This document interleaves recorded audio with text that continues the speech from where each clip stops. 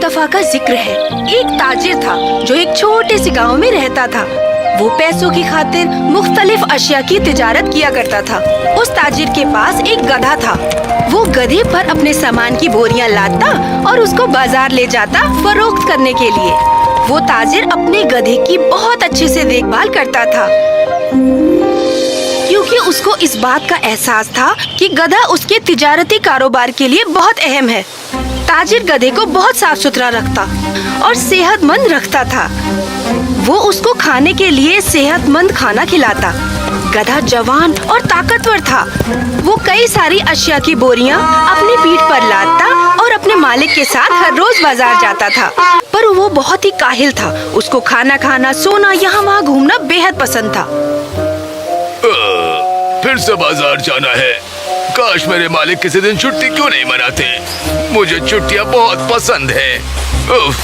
हो सकता है कि उनको छुट्टियों की जरूरत ना हो, पर मुझे तो छुट्टियों की जरूरत है। गधा इस बात को समझने से कासिर था कि ताजिर के लिए रोज बाजार जाकर अशिया फरोख्त करना इंतहाई जरूरी है। अगर ताजिर रोज बाजार ना गया तो फिर उसके पास पैसा कहाँ से आएगा, और अगर पैसे नहीं आए तो फिर गधे के लिए भी खाने की ग़िज़ा का इंतजाम करना मुश्किल होगा।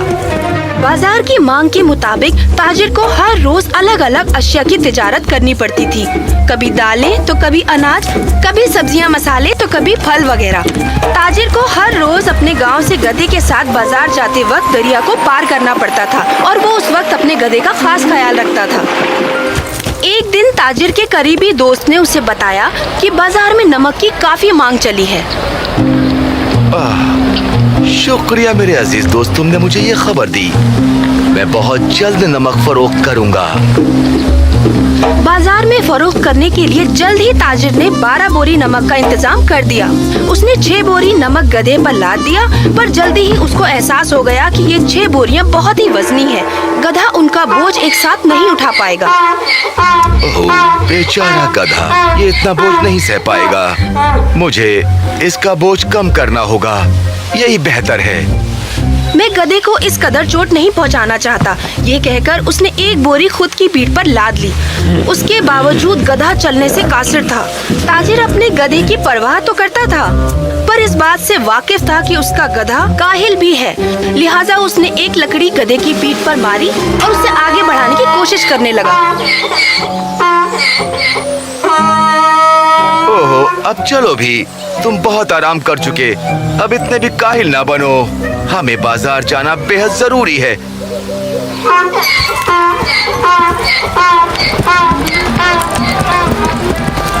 उस दिन ताजिर ने अपनी सारी नमक की बोरियां बाजार में फरोख्त कर दी। ओह, मेरे दोस्त ने दुरुस्त इत्तला दी थी। सच में बाजार में नमक की बेहद मांग बढ़ चुकी है। ताजिर ने हर रोज की तरह फिर नमक बाजार में फरोख्त करना शुरू कर दिया। वो अब नमक की बोरियां गधे पर लादा करता था।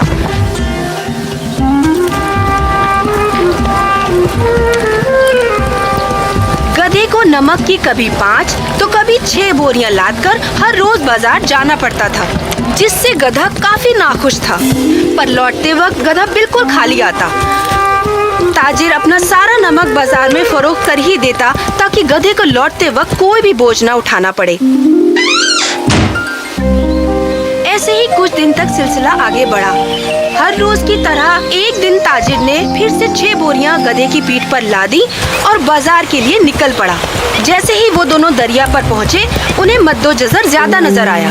हमें बहुत ही धीरे चलना होगा ताकि हम इस उछलते हुए पानी में फिसल ना जाएं। पर जैसे ही उन दोनों ने आधा दरिया पार किया कि तभी अचानक गधे को बड़े से पत्थर की ठोकर लगी और वो पानी में फिसलकर उसी पत्थर पर बैठ गया। ओह नहीं! ओह! ताजिर ने जैसे तैसे गधे को उठाया और दरिया पार करवाया। गधा बहुत ही खौफजदा था, पर अचानक उसने महसूस किया बोरियां तो अब भी मेरी पीठ पर लदी है, पर मैं इतना बोझ महसूस नहीं कर रहा हूँ। ओह, वो एक जादुई दरिया है। गधा इस बात से कासिर था कि दरिया में फिसलने की वजह से उन बोरियों का सारा नमक पानी में घुल गया और अब उन बोरियों में बिल्कुल भी नमक नहीं बचा, जिसकी वजह से गधे की पीठ पर गधे को कोई भी वजन महसूस नहीं हो रहा था, क्योंकि अब बोरियों में नमक बचा ही नहीं था। ओह, मेरी सारी मेहनत जाया हो गई। अब मैं क्या फरोख्त करूंगा? शुक्र है खुदा का कि मेरे गधे को कुछ नहीं हुआ। अब बाजार जाने की कोई तुख नहीं बनती। मुझे घर वापस चले जाना चाहिए। क्या? कोई बोझ भी नहीं और कोई काम भी नहीं। ये तो कमाल का जादू है। इस हादसे के बाद गधे के पास पूरा दिन था। उसने उस दिन सिर्फ खूब ठूस के खाया और खूब सोया। वो उस दिन बहुत खुश था। फिर अगले दिन ताजिर ने 6 बोरियां नमक की अपने गधे पर लादी और बाजार के लिए निकल पड़ा।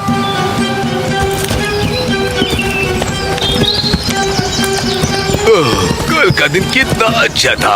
आज फिर मुझे काम करना पड़ रहा है।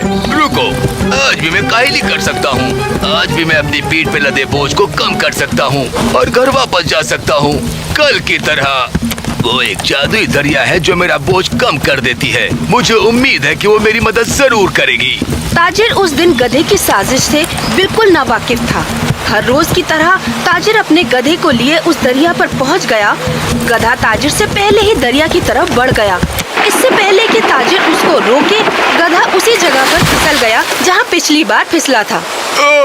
ये तुमने क्या किया बेवकूफ काहिल? जल्दी उठो। पर बहुत देर हो चुकी थी। बोरियों का सारा नमक पिछली बार की तरह दरिया में घुल चुका था। गधे को अब कोई भी बोझ महसूस नहीं हो रहा था। गधा बहुत खुश था। ये हुई ना बात, कोई बोझ नहीं और अब कोई काम नहीं। ये फिर कैसे हो गया? रुको जरा सोचता हूँ। क्या इस गधे ने ये जानबूझकर किया? ओह, काहिल जानवर, मैंने इसकी इतनी देखभाल की और इसने बदले में मुझको ये सिला दिया। इसे घर वापस ले जाता हूँ। मुझे पता है इसके साथ क्या करना है। गधे ने सोचा कि ये मैंने सही तरीका निकाला काम को ना करने का, पर ताजिर का तो कोई और ही मंसूबा था। अगले दिन ताजिर ने गधे की पीठ पर 8 बोरियां लादी, पर गधे ने उफ तक नहीं किया। 8 बोरियां? पर मैं बोझ क्यों महसूस करूं? अब मेरे लिए बोझ मसला नहीं रहा। रखने दो मालिक को जितनी भी बोरियां रखना चाहते हैं। बाजार अब जाता कौन है? जब वो दोनों दरिया पर पहुँचे तो ताजिर ने खामोशी से गधे पर नजर डाली। ये आई मेरी जादुई दरिया। और दरिया पार करते वक्त गधा फिर वही जगह पर जाकर फिसला जहाँ वो हमेशा गिरता था। पर इस बार ताजिर ने गधे को नहीं उठाया और गधे का बोझ कम नहीं हुआ। और अचानक नहीं, मेरी पीठ! ये क्या हुआ? मेरी पीठ अब भी वजनी ही है। ताजिर बहुत ही ज़हीन था। उसे पता था कि गधा उसके साथ फिर वही चाल चलने वाला है, इसीलिए उसने इस बार बोरियों में नमक की जगह कपास भर दिया था। जैसे ही गधा दरिया में बैठा, वैसे ही कपास ने दरिया का पानी चूस लिया और गधे का वजन बढ़ गया। तुम्हें क्या लगा कि तुम मुझे यूं ही बेवकूफ बना लोगे? अब तुम 8 बोरियों का बोझ उठाए बाजार भी चलोगे और घर की जानी भी लौटोगे। नहीं, ये तो बहुत ही वजनी है, मेरी पीठ। गधे को तब एहसास हो गया था कि वो जादुई दरिया नहीं है। गधा उन 8 बोरियों को अपनी पीठ पर लादे हुए बाजार गया भी और फिर उसी बोझ के साथ घर भी वापस आया। उस दिन के बाद से गधे ने कभी भी दरिया में गिरने की हिम्मत नहीं की।